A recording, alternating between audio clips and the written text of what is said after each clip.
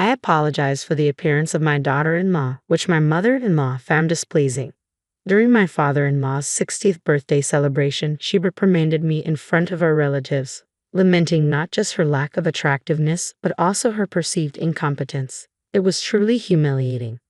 I found myself wondering where my usually supportive husband was during this ordeal. Was he occupied with our daughter? His absence was conspicuous. Upon my arrival at my in-laws' home, feeling ready to enjoy the festivities, my mother-in-law suddenly complained of chronic back pain, rendering her unable to participate. Consequently, she entrusted all party preparations to me.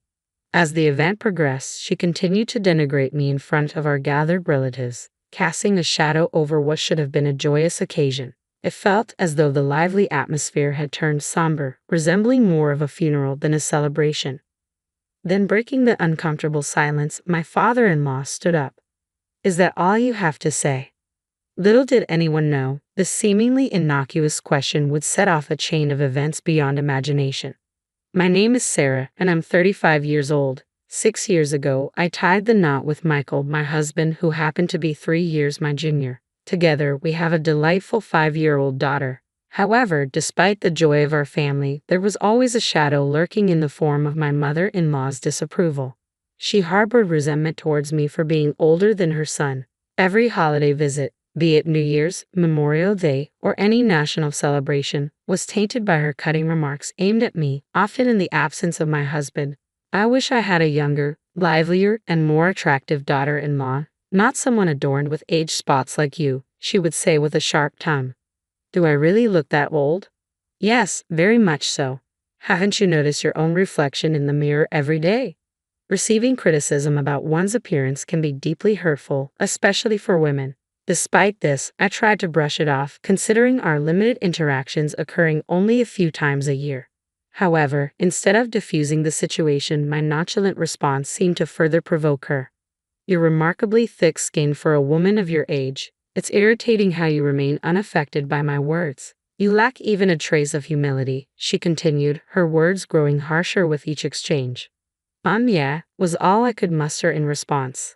How should I confront my mother-in-law, whose words always leave me speechless? In front of my husband, she wears a facade of kindness, concealing her true nature. It's as if he's oblivious to her mistreatment of me. Yet, if I were to express my frustrations, I fear I'd bear the blame. So, I've endured in silence. Visiting their home with her presence feels like carrying a heavy burden. Despite this, it was a significant occasion, my gentle father-in-law's 60th birthday celebration. With numerous relatives gathering for the grand event, I chose to attend. Though my father-in-law is reserved, his subtle acts of kindness envelop me when my mother-in-law's hurtful words weigh me down. He gently approaches, offering solace with his words. "Sarah, if you're struggling, please don't hesitate to confide in me. I'd like to offer my support if that's all right with you." I couldn't help but wonder if my father-in-law was aware of the harassment I endured from my mother-in-law. Perhaps he chose to refrain from openly supporting me to shield me from further mistreatment behind the scenes.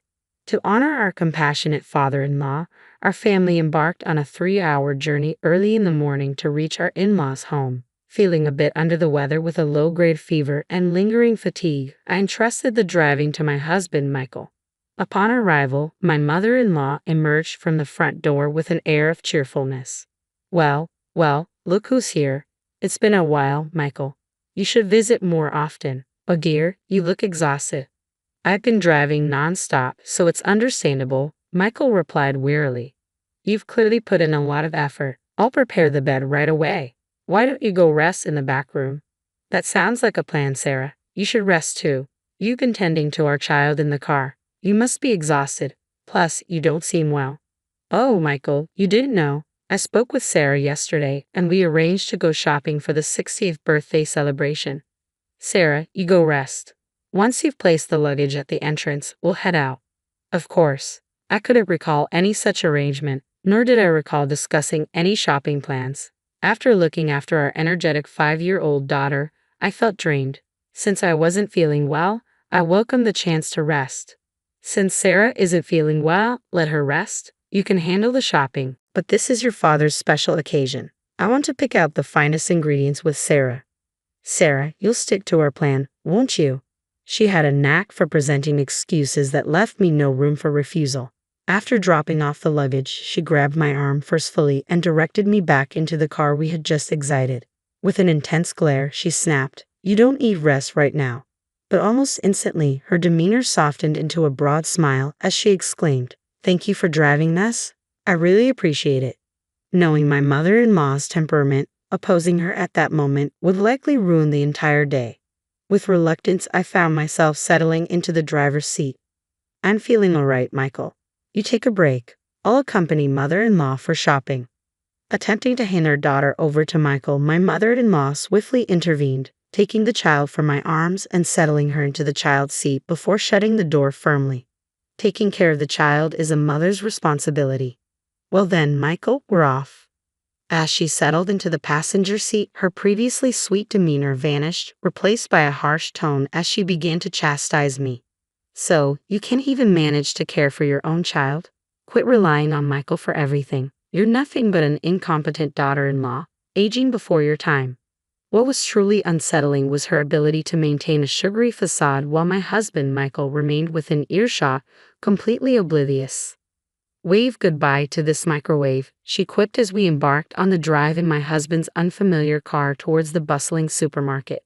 Predictably, my mother-in-law wasted no time before launching into a lecture.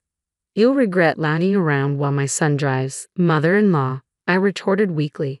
"Please refrain from such ominous remarks. I've been battling fever and fatigue since this morning. Your poor health stems from your lack of discipline, and your crow's feet, more pronounced. Those cheek spots, darker. It's painful to witness. Your skin has lost its former vitality," she criticized relentlessly. Drained of all energy to counter her harsh words, I merely nodded as we reached the supermarket. This is utterly exhausting. How do daughters-in-law worldwide endure such treatment from their mothers-in-law? My spirited mother-in-law sprang out of the car without a word of gratitude, immediately thrusting 2 shopping carts into my hands. "Move faster, you're so slow." Attempting to steer clear of the bustling crowds, I lagged behind, but she surged ahead, filling the carts with extravagant items like USDA prime beef, crab, salmon roe, and melons. She then proceeded to toss in unnecessary items. "Mother-in-law, do we really need all of this right now? I've already decided, we're stocking up so we won't have to make frequent trips. You should have known that without my having to tell you." Feeling utterly helpless, I allowed her to dictate the shopping list. By the time we finished, the carts were overflowing. "Let's head to checkout. Move quickly now, no dawdling." Despite her haste, when it was time to settle the bill at the checkout counter, my mother-in-law made no move to retrieve her wallet. "Mother-in-law, the payment," I ventured. She kept her hands folded behind her back, unmoving. When I pressed her again for the money, she shot me an angry glare. "You should foot the bill for everything." "Excuse me," I stammered. "As a wife, it's your responsibility to cater to your husband's family. Don't be miserly, just pay up." Reluctantly, I ended up covering the entire bill at the register, totaling $300. With no cash on hand, I had to charge it to my credit card. As a part-time worker trying to support my child, this financial blow hit hard. What made matters worse was that I had brought $300 as a birthday gift for my father-in-law's 60th birthday, but now I couldn't use it. This expense meant tightening our belts even further in the future, adding to the already heavy burden. I wonder how I'll break this news to Michael. If I were to speak up about this treatment, my mother-in-law might cause a scene. During the car ride home, she continued her onslaught of insults, showcasing an impressive array of verbal attacks. On our arrival home, my husband remained fast asleep, likely exhausted. Sensing an opportunity, my mother-in-law's smile widened as she began to assert her authority over me. "After you've put away the groceries, go eat in the garden immediately. Could I please have a moment to rest? You have no right to defy your mother-in-law. This is the consequence of letting Michael drive alone. You brought this upon yourself," I muttered. "If you have time to argue, then you have time to work. Hurry up, we're running out of time. After you've eaten, clean the bathroom and the toilet." Despite the injustice of the situation, I had no option but to endure it. Throughout the day, I toiled in the garden, pulling out weeds before tackling the grime and yellow stains in the bathroom and toilet. As I worked, I consoled myself with the thought that once the 60th birthday celebration concluded, I could enjoy some respite from my mother-in-law's presence. Just as I finished cleaning, my husband stirred from his slumber, surprised to find me still at work. Sarah, are you all right? If you're not feeling well, don't push yourself too hard. Take a break, he urged. Thank you, I'll take you up on that, I replied wearily. Ouch, that hurts. But before I could finally rest, my mother-in-law suddenly let out a piercing cry, clutching her back in agony. Despite her earlier vitality, she now complained of sudden back pain, her demeanor shifting from lively to frail in an instant. This is troublesome. My back is in excruciating pain. I can't manage anything. My chronic back issues have flared up once more. I won't be able to prepare food before our relatives arrive. Sarah, you're my only hope. But oh, what am I to do? While her distressed demeanor seemed somewhat contrived, if her chronic back pain was genuine, then standing in the kitchen would indeed be impossible for her. With a heavy heart, I entrusted my husband with our daughter's care and reluctantly began cooking. Sarah, are you certain you're all right? I'm fine. Cooking is my usual responsibility, remember? I maintained a facade of strength for my husband, though my body was already weary. However, it was a significant day for my father-in-law, and I felt compelled to soldier on. My head is spinning, and the scent of food is making me queasy. But I must persevere for my father-in-law's sake. After completing the cooking, my father-in-law entered the kitchen to check on me. You've worked tirelessly. Thank you for preparing all this food. It's my pleasure. It's all for you. Please enjoy it later. As the relatives began to gather, each offering well wishes to my father-in-law, the atmosphere became animated. After the toasts were made and we were on the verge of starting the meal, my mother-in-law uttered something utterly shocking. I regret to inform everyone that due to my chronic back pain acting up on this important birthday celebration, all the food was prepared by my daughter-in-law. I apologize for the lackluster quality of the dishes, courtesy of my unattractive daughter-in-law. Both my father-in-law and husband were stunned into silence by my mother-in-law's sudden outburst. Not only is my daughter-in-law unattractive, but she's also clumsy and utterly inept. It's truly a shame, she continued, her tone dripping with disdain. As she exaggeratedly rubbed her back, my mother-in-law persisted in belittling me. She's quite clumsy, you see. Without my assistance, she's helpless. I even question her ability to care for her own child. I worry whether Michael can cope with such a wife. What should have been a joyous occasion swiftly descended into a somber atmosphere, reminiscent more of a funeral than a celebration. My typically supportive husband, who should have been caring for our daughter, was conspicuously absent. Then, in a moment that shattered the tension, my father-in-law, who had been silently observing, rose to his feet. Is that all you have to say? He demanded, his voice cutting through the tension. Seems like it. Perhaps it's time to bid farewell to the useless one, my mother-in-law added, her words dripping with contempt. In that instant, my husband strode into the room, carrying our daughter in a suitcase. His expression was unusually stern. Dad, as you suggested, I've packed her belongings, he declared firmly. My mother-in-law's smile hinted at satisfaction. Sarah, it appears you're being shown the door, she taunted. But to her astonishment, my husband handed the suitcase to her. What? My father-in-law's booming voice delivered the final blow. Take that and leave this house immediately. Despite her initial confusion, my mother-in-law swiftly grasped the gravity of the situation. Why am I the one being asked to leave? It's Sarah who's incompetent. The bathroom is always covered in mold, the toilet left filthy, and you dare to label Sarah as useless when you hardly lift a finger to cook. And let's not forget how terribly you've treated her. I've had my fill. It's a mother-in-law's responsibility to guide her daughter-in-law. I was merely pointing out her flaws. Guidance. Please. Do you think we're living in? My father-in-law began, but the raised eyebrows of an enraged father-in-law left no room for support. Realizing she wouldn't garner any sympathy from him, my mother-in-law resorted to her usual theatrics, turning to my husband and bursting into tears. Michael, don't get the wrong idea. Someday, we might have to take care of your father, right? So, I was trying to teach Sarah how to be a good wife, as difficult as that may have been. Taking care of him, that's a joke. I won't be fooled by you anymore. You've been mistreating Sarah all along, even today. Despite feeling unwell, she still came to celebrate Dad's 60th birthday. Sarah volunteered to join the celebration, didn't she? Don't deny it. And you made her foot the bill for the groceries, didn't you? I found a receipt from today in her bag when she was trying to get candies for our daughter. It clearly shows Sarah paid with her credit card. I just asked her to pay because I didn't have any cash on me. I was planning to reimburse her later, honestly. Really? If I hadn't noticed, you would have stayed silent about it. I've ignored the typical mother-in-law and daughter-in-law conflicts, but you've crossed a line. I'm tired of living with such a spiteful old woman. Witnessing my husband and father-in-law turn away from her, my mother-in-law reverted to her usual theatrics, blaming me with all her usual dramatic flair, tears streaming down her face. No, I haven't vocalized it, but it's undeniable that you've been mistreating me, isn't it? For the sake of my father-in-law and my husband, who had shown me unwavering support, I summoned the courage to speak the truth for the first time. I refused to let my mother-in-law continue to dictate the narrative. That's correct. We were informed by Mia. We're aware of the derogatory remarks you made about Sarah at the supermarket and in the car afterward. You forced Sarah to handle all the weeding and cleaning in the house. Yeah, Grandma was mean to Mommy. She made her clean lots of things. You can't just dismiss a child's words. Maya doesn't lie. Let's review the dash cam footage. That should clarify everything. Excellent suggestion, Sarah. I'll do that right away.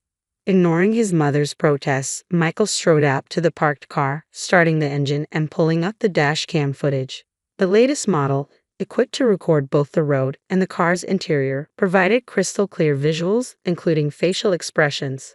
It's all there. She said those things. I murmured. I'm appalled, echoed everyone as they watched the footage unfold. This is utterly unacceptable. Unbelievable. Meanwhile, my mother-in-law, who had remained inside the house, adamantly denying any wrongdoing, began to panic as tension thickened, rushing barefoot toward the car. Stop this immediately. Don't watch. But no amount of shouting could halt the revelation. With all her transgressions laid bare, my mother-in-law stood speechless, stunned into silence. That's when my father-in-law casually handed her a single piece of paper. I've filled out my portion. You just need to complete yours and submit it. What? Is this a divorce form? I had to prepare it just in case. I never imagined I'd have to use it. Never darken my doorstep again. Wait, I promise to change. Promises won't suffice, Sarah. Please find it in your heart to forgive me. Seeing my mother-in-law plead for forgiveness, tears streaming down her face, was a pitiful sight. But I suspected it might be yet another performance. With resolve, I gently pushed her away. You've revealed your mistreatment of your daughter-in-law. I can never forgive you. It's best you leave before the neighbors become involved. Oh no, this is dreadful. The commotion caught the attention of neighbors who observed from a distance. Perhaps unwilling to create a scene, she swiftly accepted the divorce papers and her suitcase, miraculously recovered from her supposed back pain, and dashed out of the garden. With the villain swiftly dealt with, our once tense home was now heavy with remorse. I apologize for all this disruption during your 60th birthday celebration, Dad, I said sincerely, bracing for his response. Sarah, you bear no blame. I'm the one who should apologize for all the trouble we've caused. Let's put this behind us and start anew, he replied. A smile graced my father-in-law's face. The relatives, too, looked on with sympathetic expressions. Later, they commended the dishes I had prepared and enjoyed them with gusto. In that moment, all weariness seemed to evaporate into thin air. Thus, we commemorated my father-in-law's 60th birthday in grand style. Despite her initial reluctance, my mother-in-law eventually agreed to the divorce, and it concluded amicably. It also came to light that she had been embezzling funds from my father-in-law's account, resulting in an order for her to repay $10,000 that she had spent recklessly. Struggling to secure employment due to her lack of experience, she now works as a nighttime janitor in an office building. With little money remaining, she resides in a dilapidated apartment that has seen better days. Meanwhile, I discovered that I was pregnant with my second child. The discomfort I had experienced earlier was attributed to my pregnancy. 5 months have elapsed since then, and my husband Michael has been incredibly supportive. Our ultrasound revealed that we are expecting a baby boy. Both Michael and my father-in-law eagerly anticipate his arrival, already preparing for his welcome. My father-in-law even sent over a selection of blue baby clothes. Our darling daughter is thrilled at the prospect of having a younger brother and diligently practices caring for a baby with her dolls each day. Witnessing her enthusiasm fills me with boundless joy.